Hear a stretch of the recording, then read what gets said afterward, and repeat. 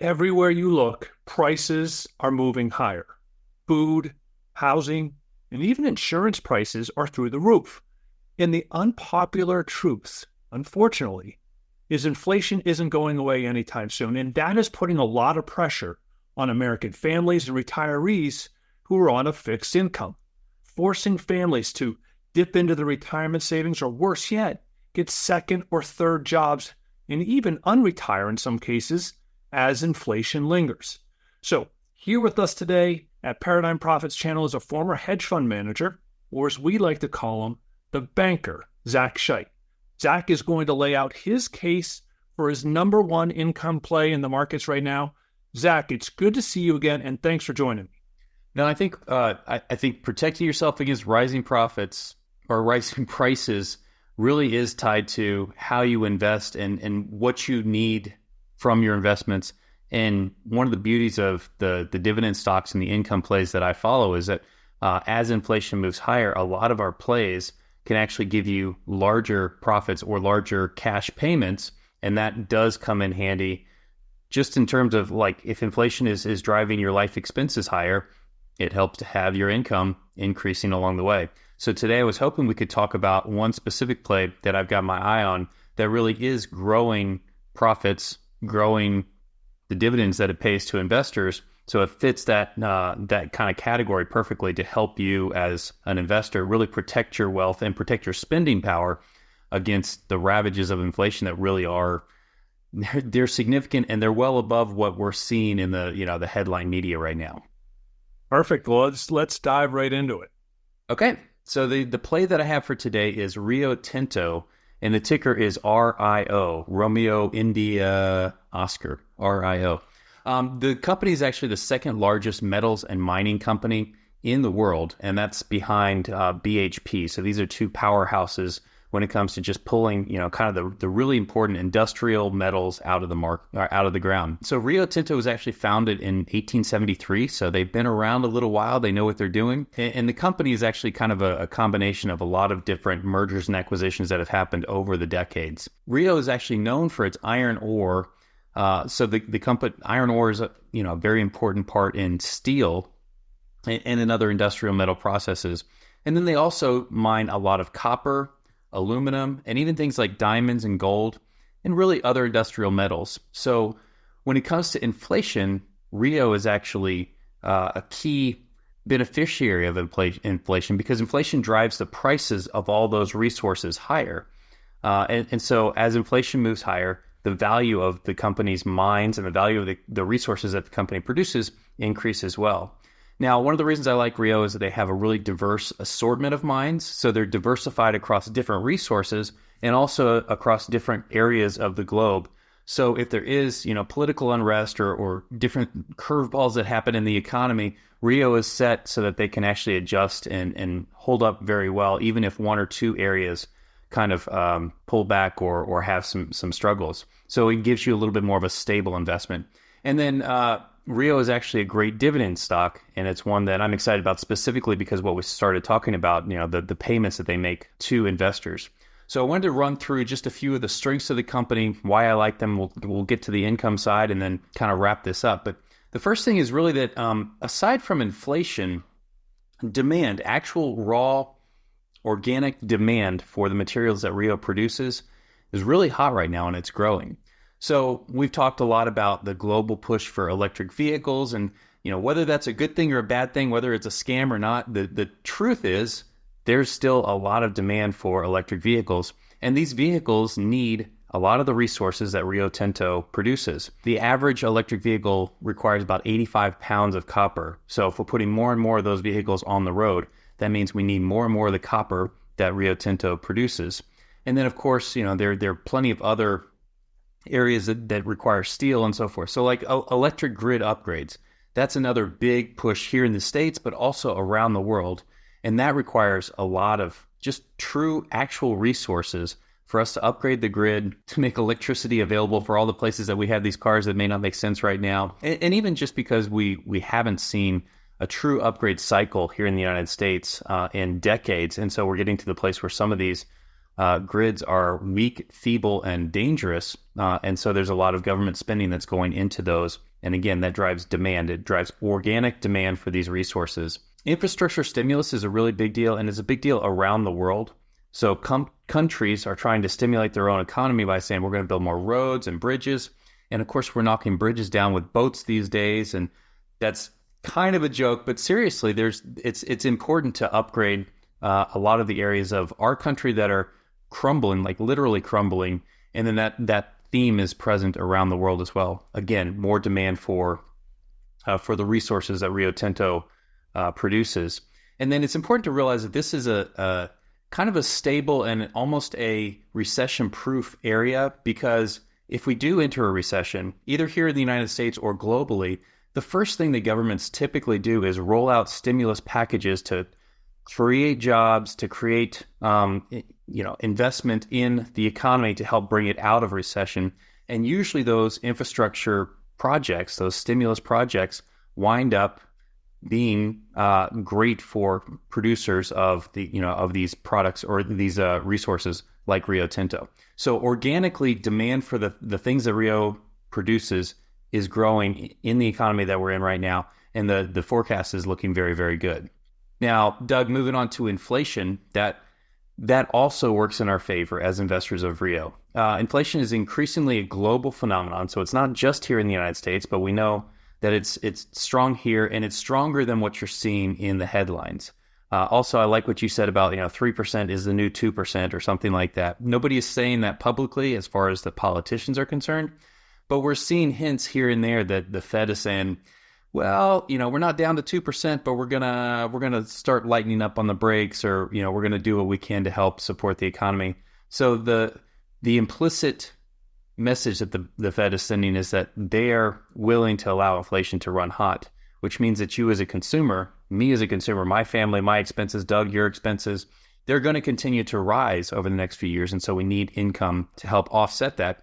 But because those inflation forces are continuing to push higher, that's actually a really good thing for Rio Tinto. That's because Rio, actually, the value of the copper, the value of the aluminum, the value of the nickel, the value of the iron ore increases in dollar terms as inflation drives prices higher. So Rio is actually a perfect inflation hedge for investors, and one of the reasons I really, really like this stock. A lot of times as investors, we look at what a company is earning on a quarter-by-quarter basis, and that's good. And Rio's earnings, their profits from pulling the stuff out and selling it at higher prices, is very good. But the other thing to realize when you're investing in a resource stock like Rio is that the underground value of all of the copper that they haven't pulled out of the ground yet, all of the iron ore that they haven't pulled out of the ground yet, the value of that is increasing in dollar terms as well. So you're getting two sides of strength. You're getting the profits that are increasing, but you also have this asset, this mine, that's becoming more and more valuable. And don't forget, there's gold and diamonds in these mines too. So inflation pushes those precious metals and gems higher as well. So the true value of this company increases, even if they didn't generate a profit, but they do generate a profit. So there's a lot of reason to believe that the stock price will move higher over the next several quarters because of this inflationary period that we're in. So inflation is definitely a benefit to us as investors, even if it's hurting the day-to-day expense side of our own personal finances. Let's get to income, because that really is one of the reasons that we really like Rio Tinto.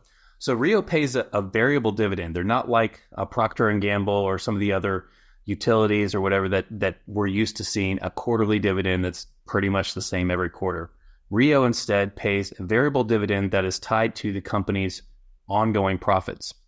And they pay two dividends, so they're not a four-dividend company. They're a little unique in the way that they pay their dividend, but I think it actually works in our favor.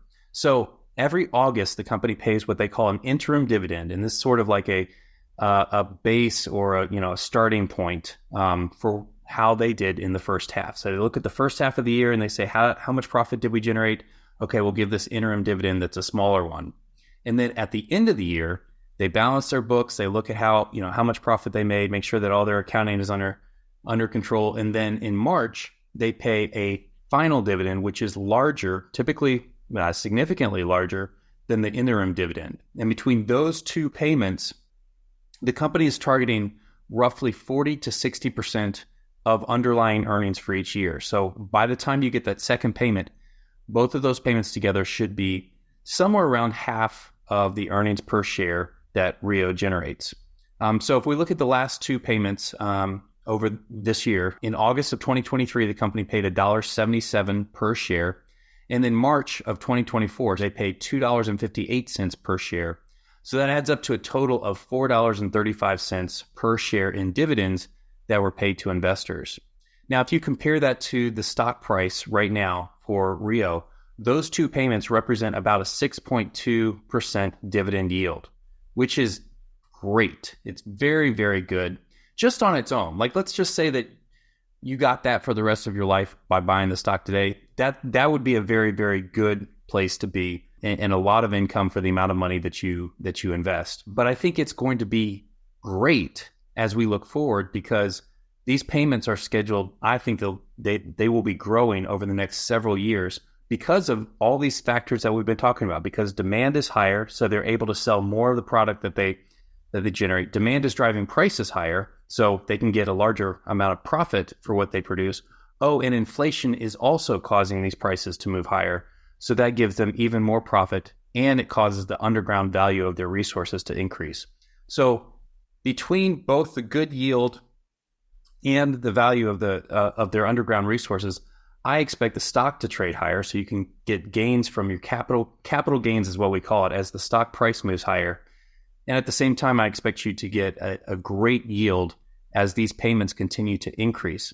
A lot of times I talk about the concept of yield on cost instead of just your stock market yield.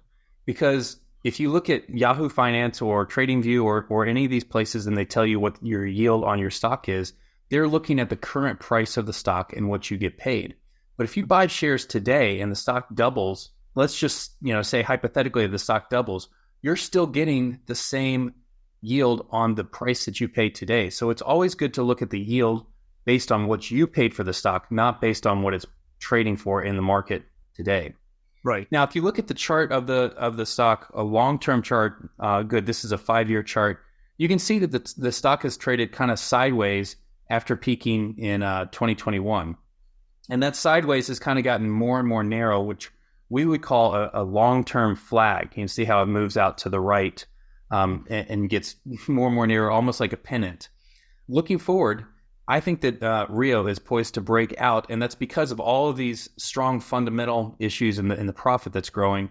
That should drive the stock higher because more investors will be wanting to buy this stock, and we're starting to see buy orders push Rio up. Once it starts to break out, there is typically a lot more momentum in the stock, and I think that it's going to make a beeline for that high back in 2021, somewhere near, let's see, that is right around $90 a share, a little over $90 a share. So that would give you a 29% gain just from where the stock is trading right now to that $90. Plus, at the same time, you're set up to receive what I believe will be at least a 6.2% dividend yield. And as the company's profits grow, that dividend yield could significantly increase because remember, this is a variable dividend and it's tied to the company's underlying profit. So I expect dividends to increase. I expect the price of the stock to rise as the profits increase. And I do think that if you buy today, what I would suggest doing, if you don't need the income right now, you could reinvest those dividends into new shares of stock, especially right now as the stock is trading below that previous all-time high. Then you have even more shares that are going to generate even more wealth and even more income as the stock continues to move higher. So my initial target is around $90, $91 per share for this stock. And from there, we'll keep a close eye on inflation. If inflation keeps moving higher or keeps above that 2% target rate, then that $90, $91 could be just the start of a much larger move. Doug, remember, commodities move in typically long-term cycles. So a commodity move isn't a 6-month or a 12-month or an 18-month phenomenon. Often they're multi-decade moves. So if we're at the beginning of a commodity boom, then this could be the beginning of something really, really big for Rio. So that's my story, and I'm sticking to it. That's a great one, Zach. And like they really look like a triple threat. They have got demand from all the like the electric vehicles and the infrastructure plays, as you mentioned. You've got inflation that's deteriorating the dollar. So physical goods that are in the ground are worth more on a per dollar basis, and a 6.2% yield That is a triple threat if I ever seen one, and it seems to be playing right into what we're seeing happening on a global scale. So this looks like a great play. Rio Tinto. I think I might have to buy some of this. All right, go ahead and we'll keep track of it and let you guys know how it's going along the way.